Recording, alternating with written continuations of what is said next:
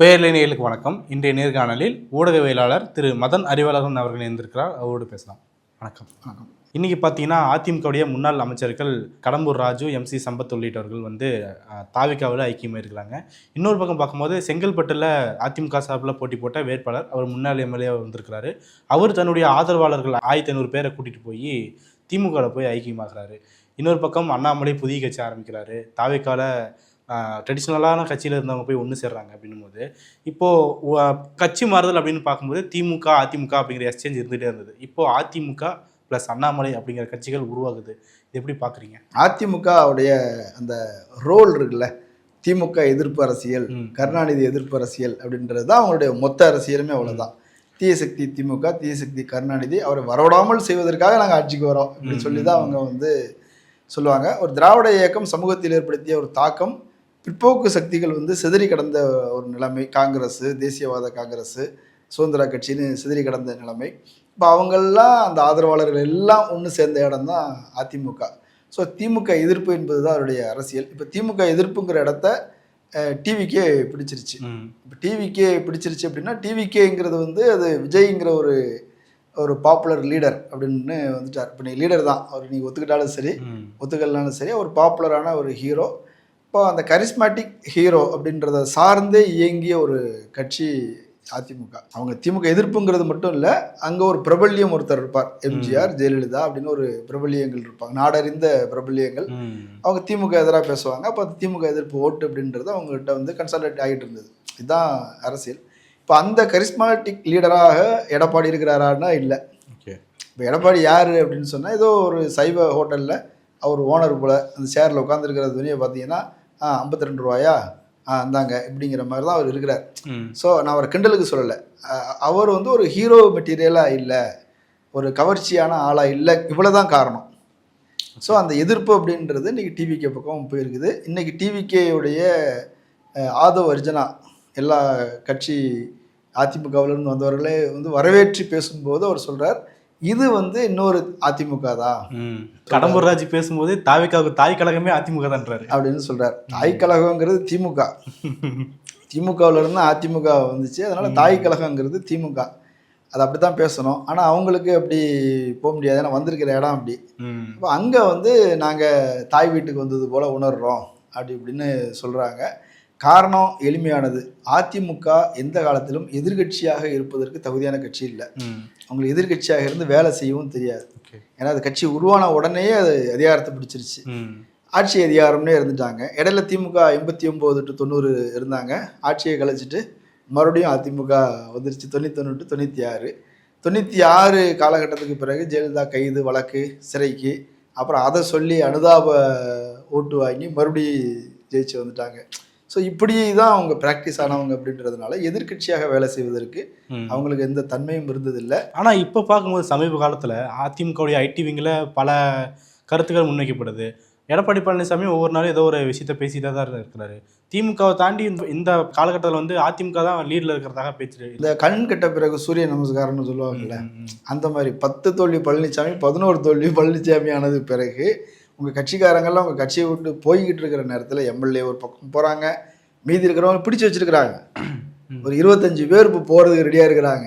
அந்த வழக்கு போட்டோன்னா MLA பதவி ரத்தாயிரம். அப்புறம் நீங்கள் அங்கே போனது பிறகு அது பிரயோஜனப்படாது. பிடிச்சி வச்சிருக்காங்கன்னு பார்க்குறதா இல்லை எடப்பாடியோடைய அந்த லீடர்ஷிப்புங்கிற சட்டம் அவரை பாதுகாக்குது. கட்சி தாவல் தடை சட்டம் அப்படின்னு ஒன்று கொண்டு வந்தாங்க. எதுக்காக அப்படின்னா, அந்த மாதிரி அதிகாரத்தில் இருக்கக்கூடிய கட்சிகள் பிற கட்சியில் உள்ள MLAக்கள்லாம் விலைக்கு வாங்கிக்கிறது, குதிரை பேரம்னு சொல்கிறாங்க இல்லையா, அந்த மாதிரி மொத்த பேரையும் அடித்து தூக்கிட்டு போயிடுவாங்க. ஸோ அப்போ ஒன்றும் பண்ண முடியாமல் இருந்தது. ஒரு கட்சி அதுக்காக வேலை செஞ்சு அதுக்குரிய ஊழியர்கள், தொண்டர்கள், தலைமை எல்லாம் வேலை செஞ்சு சில MLAக்களை கொடுக்குறாங்க, MPக்களை கொடுக்குறாங்கன்னா, அதை வலிமை உள்ள ஒரு கட்சியை அபகரிச்சுக்கிறது அப்படின்னும் போது அதிலிருந்து பாதுகாப்பதற்காக உருவாக்கப்பட்ட சட்டம் தான் கட்சி தாவல் தடை சட்டம். கட்சி தாவல் தடை சட்டங்கிறது கட்சி தாவறதை தடுக்கிறது இல்லை, MLAக்கள் MPக்கள் கட்சி தாவறதை தடுக்கிறது.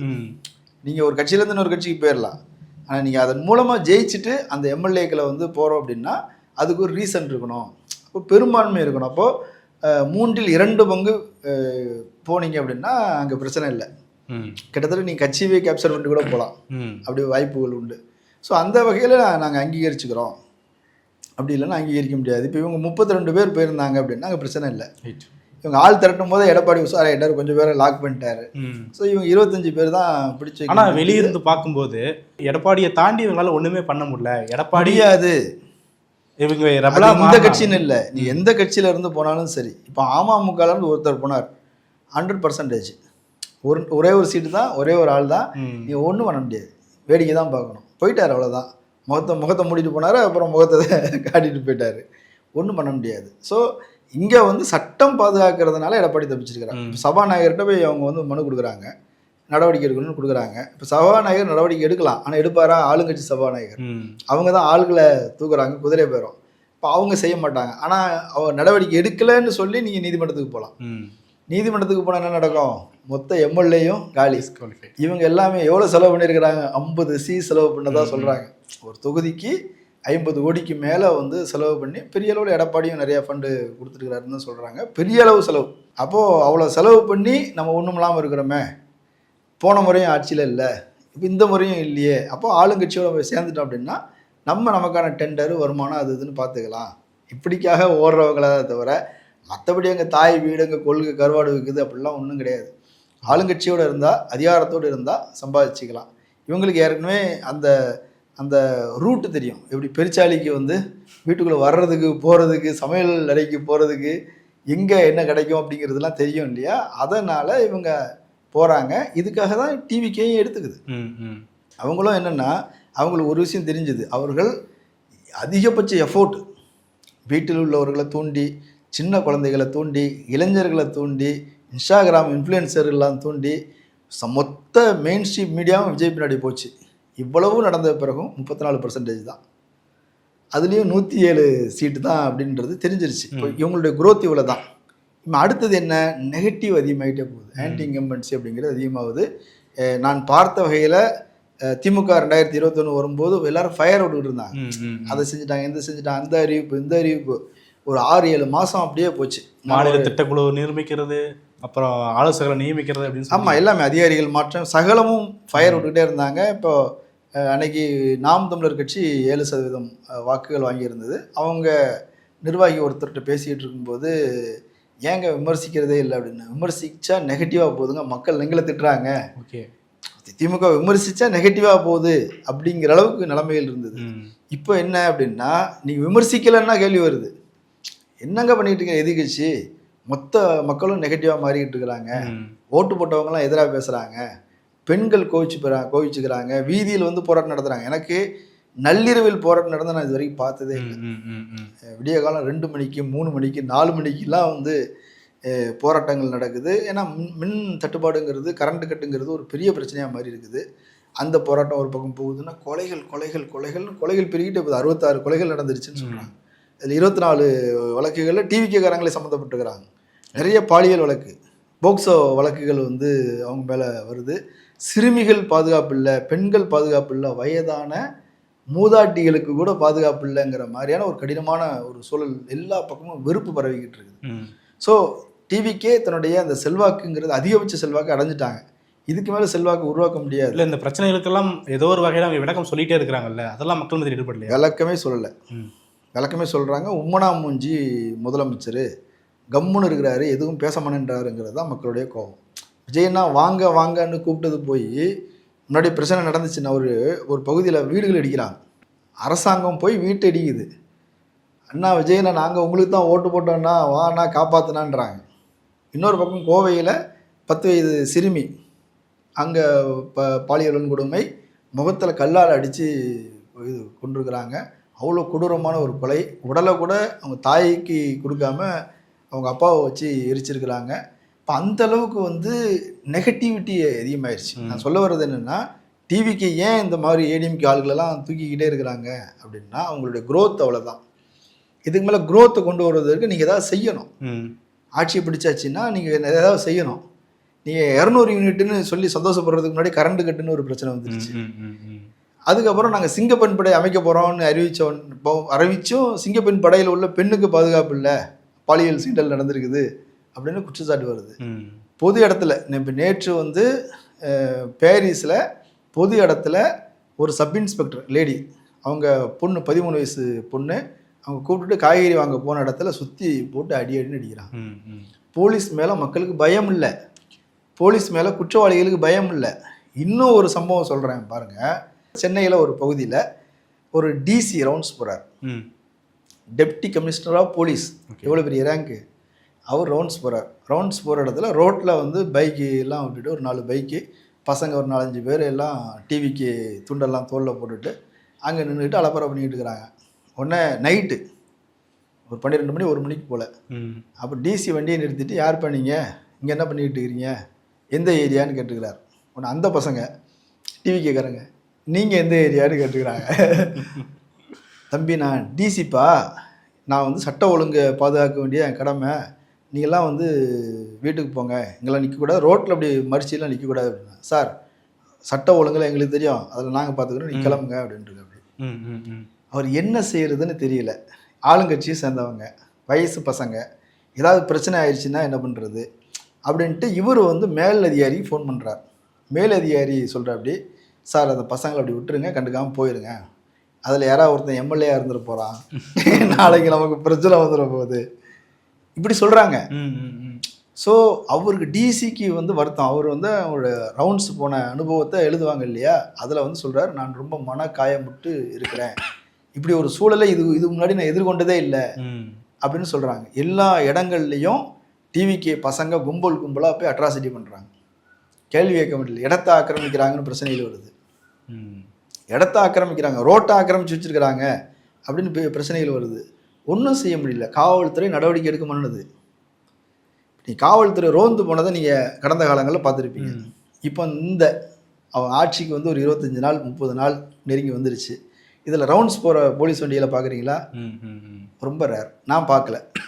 முன்னாடி நான் எந்த நேரமும் பார்ப்பேன். இப்போது வாகனங்கள் ரவுண்ட்ஸ் போகிறது இல்லை, எல்லாமே முடங்கிருச்சு. ஏன்னா போலீஸை யாரும் மதிக்கிறது இல்லை, மரியாதை இல்லை அவங்க மேலே அப்படின்ற மாதிரி பசங்க டிவிக்கு பசங்க அப்படி நடத்துகிறாங்க. ஆனால் சட்டம் ஒழுங்கை காரணம் காட்டி பிரச்சாரம் பண்ணி ஆட்சிக்கு வந்த தாவேக்காவுடைய அரசு, விஜய் அவர்கள் ஏன் இந்த விஷயத்தில் வந்து கோட்டை வராங்கன்னு பார்க்குறீங்க? கோட்டை விடுறாங்கங்கிறதுல அவங்களுக்கு அது தெரியலன்றேன். ஓகே, ஒரு வீடு கட்டுறதுக்கு நீங்கள் வந்து ஒரு மேஸ்திரிகிட்ட கொடுக்குறீங்க அப்படின்னா, மேஸ்திரி சரியாக கட்டலைன்னா நீ யார்கிட்ட கொடுக்கணும்? அதை விட பெஸ்ட்டாக ஒரு இன்ஜினியர்கிட்ட நீங்கள் கொடுக்கணும். மேஸ்திரிக்கு அவ்வளோ நாலேஜ் இல்லை, இன்ஜினியர் நல்லா பண்ணுவார்னு கொடுக்கலாம். நீ ஒரு சித்தாள்கிட்ட கொடுத்தீங்கன்னா சரி, சித்தாளு கூட ஏதாவது ஒன்று செஞ்சிருவாரு, வேடிக்கை பார்க்குறவங்க கூட ஏதாவது செஞ்சிருவான். எதுவுமே தெரியாத ஒருத்தர் கொடுத்தீங்கன்னா அவங்க இங்கே இருக்கிற கல்லை அங்கே கொண்டு போடுவாங்க, அங்கே இருக்கிற கல்லை இங்கே கொண்டு போடுவாங்க. சிமெண்ட் என்ன பண்ணணும்னு தெரியாது, தண்ணி எவ்வளோ கலக்கணும்னு தெரியாது. அது அப்படி தான் இருக்கும். அது வீடு மாதிரி இருக்காது, ஒரு குப்பை மேடு மாதிரி மாறும். இப்போ தமிழ்நாடு அதை நோக்கி போகுது. நான் இன்னொரு உதாரணம் சொல்லிடுறேன். தலைமைச் செயலகத்துக்குள்ளே கும்பலாக போகிறான். இப்போ பயோமெட்ரிக் சிஸ்டம் வந்துருக்குது இல்லையா, எதுக்கு? அங்கே வந்து ஆபத்தான சூழல் இருக்குது, கண்காணிப்பு தீவிரப்படுத்தணுங்கிறதுக்காகவா? அப்படிலாம் இல்லை. இந்த பசங்க கும்பலாக உள்ளே போயிடுறாங்க. ஓகே, உள்ளே போனால் உள்ளே இருந்து பத்திரிகையாளர்கள் சொன்னதை நான் சொல்கிறேன். தலைமைச் செயலகத்துக்குன்னு பத்திரிகையாளர்கள் இருக்கிறாங்கல்ல, அவங்க பார்த்துட்டு வந்து சொன்னதை சொல்கிறேன். கும்பலாக பசங்க வராங்க. அமைச்சர்களுடைய அலுவலகங்கள் இருக்குல்ல, அங்கே போய் கும்பலாக உட்காந்துக்கிறாங்க. ஒரு அலுவலகத்தில் பார்த்த காட்சியை சொல்கிறாரு. பசங்க அவங்க எல்லாம் தோளில் டிவிக்கு கொடியை போட்டுட்டு, ஒருத்தன் சோஃபாவில் மல்லாக படுத்துக்கிட்டு மிச்சர் சாப்பிட்டுக்கிட்டு இருக்கிறான், இன்னொருத்தன் லட்டு சாப்பிட்டுக்கிட்டு இருக்கிறான். கும்பல் அங்கே கசாமுசான்னு இருக்குது. ஒரு குரூப் வந்துட்டு இங்கே இடம் இல்லை அப்படின்னு புஷி ஆனந்த் ரூமுக்கு போகிறாங்களாம், அவருடைய அலுவலகத்துக்கு. அங்கே அவர் எப்பா இங்கே ஏற்கனவே நிறைய இருக்கிறாங்க, போங்க நண்பா நண்பீஸ் போங்க அப்படின்னு சொல்கிறாங்க. ஆதவர்ஜினா ரூமில் இந்த மாதிரி அலுவலகத்துக்குள்ளே நிறைய பேர் இருக்கிறாங்க. இப்படி அங்கே வந்து கசன்னு இருக்குது. இவங்களை என்ன செய்யறது? அவங்க நாம முதலமைச்சர் ஆகிட்டோம், நாம் ஆட்சிக்கு வந்துட்டோம், என்ன வேணால் செய்யலாங்கிற மனநிலை வந்துருக்குது. இப்போ நான் இது கஞ்சா குடிக்கிற பசங்க, கஞ்சா விற்கிற பசங்க, இவங்க பயந்துருக்கணும்ல, விஜய் ஆட்சிக்கு வந்துட்டாரு நம்மளை ஒடுக்கிடுவாருன்னு பயந்துருக்கணும்ல. அவங்களுக்கெல்லாம் என்ன தைரியம் வந்துருக்குதுன்னா, கஞ்சா குடிச்சிட்டு தானே இருந்தோம், கஞ்சா வியாபாரமே பண்ணலாங்கிற தைரியம் வந்துருக்குது. ரைட். அவங்க முதலமைச்சருக்கு ஃபோன் பண்ணுறேன்றாங்க. ஒரு வீட்டில் போய் போலீஸ் ரெய்டு நடத்துது, நான் வந்து சிஎம்முக்கு ஃபோன் பண்ணுறேன், விஜய்க்கு நான் ஃபோன் பண்ணுறேன், எப்படி நீ என் வீட்டுக்குள்ளே வருவேன் அப்படின்றான். ஏன்னா அவங்களும் விஜய்க்கு ஓட்டு போட்டுக்கிறாங்க. விஜய் ஆதரவாளர்களுக்கும் விஜய் நீங்கள் யார் பாதிப்பு ஏற்படுத்துகிறாங்களோ அவங்களும் விஜய் ஆதரவாளர்கள் தான், விஜய்க்கு ஓட்டு போட்டவங்க தான். யார் பாதிக்கப்படுறாங்க?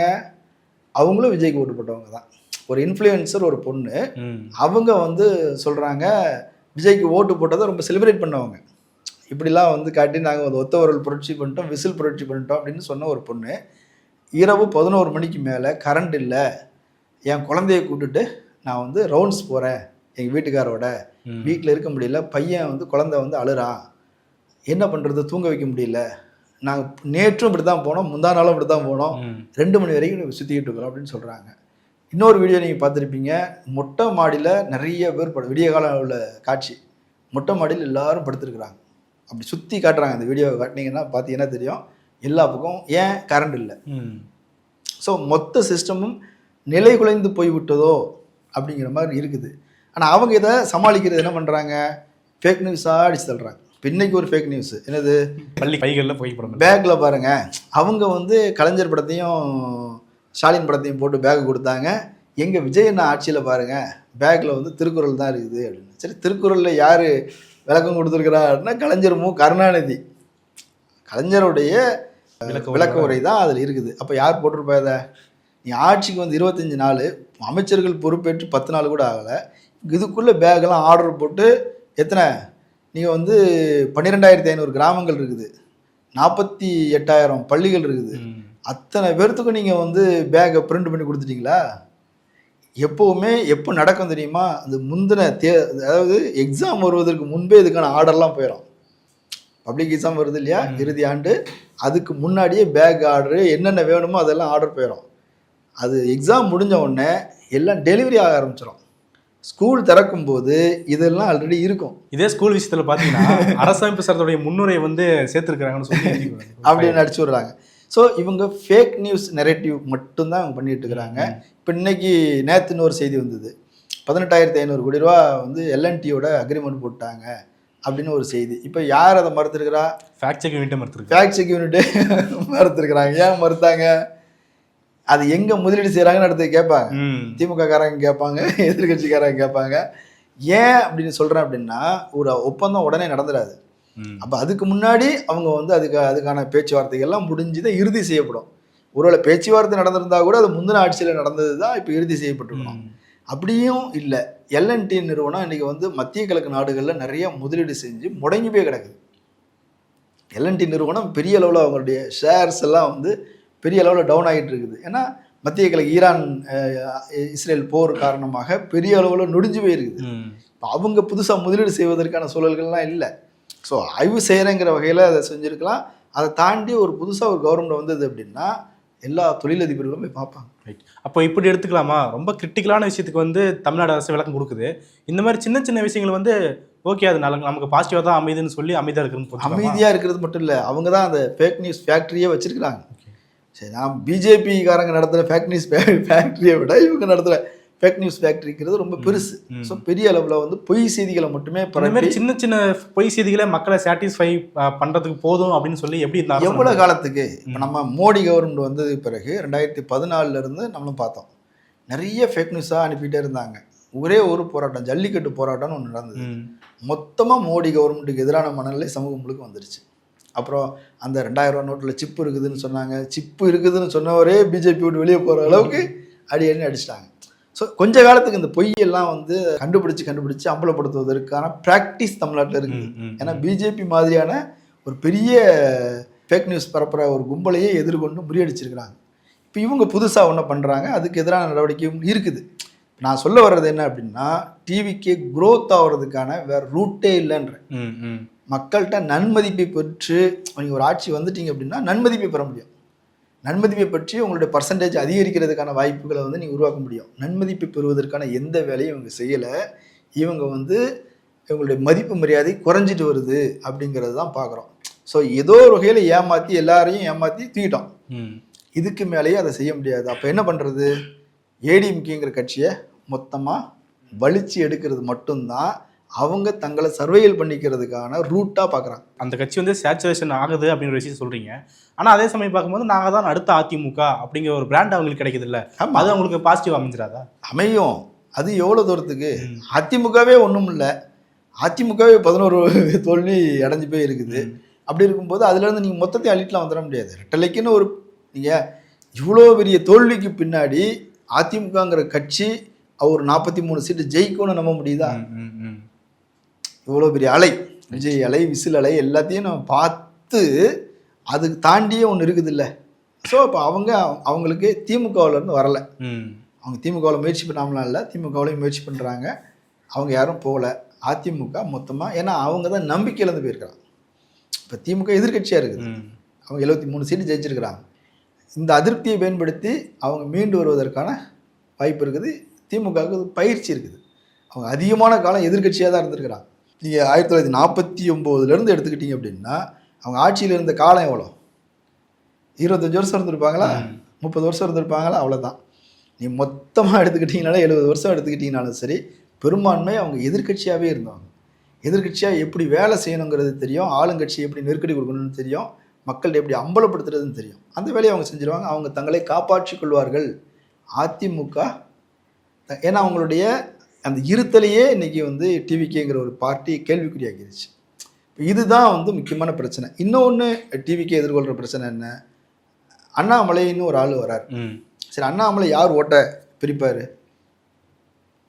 கொங்கு பெல்ட்டில் ஏடிஎம்கே ஜெயிச்சுட்டு வந்துருச்சு கடந்த காலத்தில். இப்போ டிவிகே ஜெயிச்சுட்டு வந்துருக்குது. கொங்கு பெல்ட்டு தான் அண்ணாமலையோட ஹோல்டு.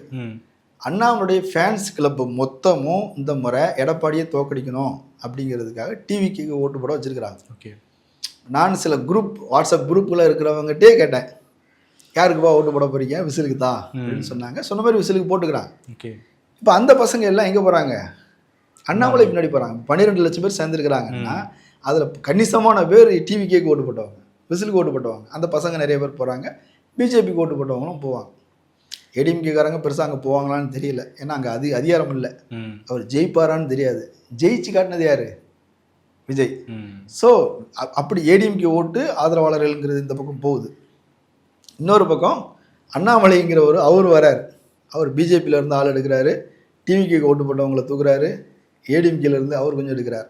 இன்னொரு பக்கம் நம்ம ஏற்கனவே நீங்கள் சொன்னீங்க, செங்கல்பட்டுலேருந்து மொத்தமாக 1500 பேர் டிஎம்கேல வந்து சேர்ந்துருக்கிறாங்க. கீழ்நிலையில் டிஎம்கேல வந்து சேர்றதும் இருக்குது, அதுவும் இருக்குது. அவங்களுக்கு விஜய் பிடிக்கலைங்கிற காரணத்தினால அவங்க வந்து டிஎம்கே பக்கம் வராங்க. ஆனால் ஏடிஎம்கேங்கிற ஒரு ஃபேக்டர் இன்னும் இல்லாமல் போகுது. இதுதான் நம்ம பார்க்க வேண்டிய விஷயம். அடுத்தடுத்த தேர்தல்களில் அது மெல்ல மெல்ல கரைந்து காணாமல் போய்விடும். காங்கிரஸ் போல் தமிழ்நாட்டில் காங்கிரஸோடைய நிலைமை எப்படி இருக்குதோ அது போல் அது மிச்ச மீதிகளாக இருக்குமே தவிர. இல்லை, நீங்கள் சொன்னீங்கல்ல இவ்வளோ பெரிய அலையிலும் அவங்க 43 சீட்டுக்கு மேலே ஜெயிக்கிறாங்க, 1 கோடிக்கு மேலே வாக்கு வாங்குறாங்கன்னா அது எப்படி மெல்ல மெல்ல கரையுன்னு பார்க்குறீங்க? வெளியே போகிறாங்களே, ஓட்டு போட்டவங்க, ஓட்டு வாங்கி கொடுத்தவங்க சும்மா போலல்ல, கும்பலெல்லாம் போகிறாங்க இல்லையா? அப்போது அமைச்சர்கள் போகிறாங்க, முன்னாள் அமைச்சர்கள், முன்னாள் எம்எல்ஏக்கள் போகிறாங்க, இன்னாள் எம்எல்ஏக்கள் போகிறாங்க. அப்படின்னும் போது இப்போ நிலைமைகள் வந்து ரொம்ப சீரியஸ். ஸோ நான் தான் சொல்கிறேன், அவங்க நின்று வேலை செஞ்சு உழைச்சி எதிர்க்கட்சியாக இருந்து மீண்டும் ஆட்சிக்கு வருவாங்கிற நம்பிக்கை அவங்களுக்கு இல்லை. இதுக்கு முன்னாடி இருந்த மிச்ச மீதி நம்பிக்கையும் கடைசி நம்பிக்கை 2026 தேர்தல், அது மொத்தமாக முடிஞ்சு போச்சு. கையில் இருக்கிற காசெல்லாம் செலவு பண்ணிட்டாங்க. பல்வேறு முக்கியமான விஷயங்களை பண்ணீங்க. உங்களுடைய நேரத்துக்கும் கருத்துக்கும் மிக நன்றி. நன்றி.